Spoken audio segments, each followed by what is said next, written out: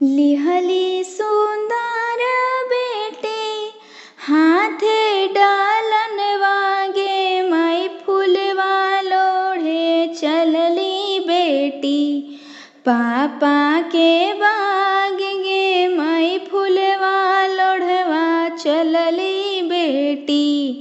पापा के बाग गे माई लिहलन सुंदर दुल्हा हाथे गुलेल गे माई चिड़िया मारे चललन दुल्हा।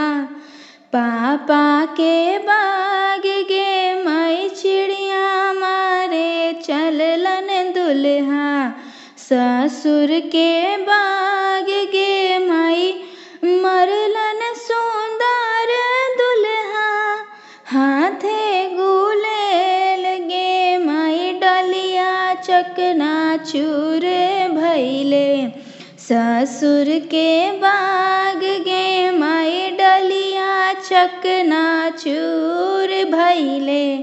ससुर के बाग गे माई रोवेली सुंदर बेटी।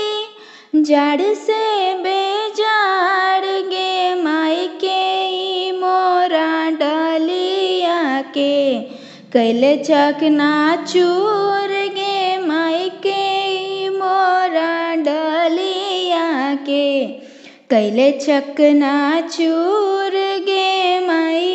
हंसलन सुंदर दुल्हा हाथ लिहल गुलेल गे माई हमही जे कैलिए धनी।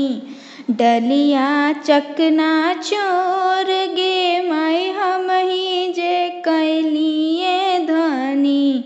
डलिया चकनाचूर गे माई। पापा और मामी के हाय हम दुलारी गे माई अब नाही आइबो दुल्हा। पापा के बाग गे माई अब नाही आइबो दुल्हा।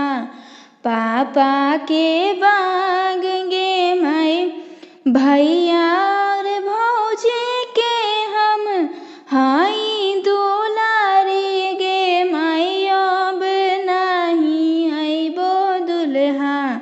पापा के बाग गे माई अब नाही आइबो दुल्हा।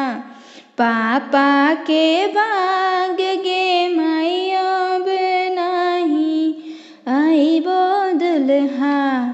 पापा के बाग गे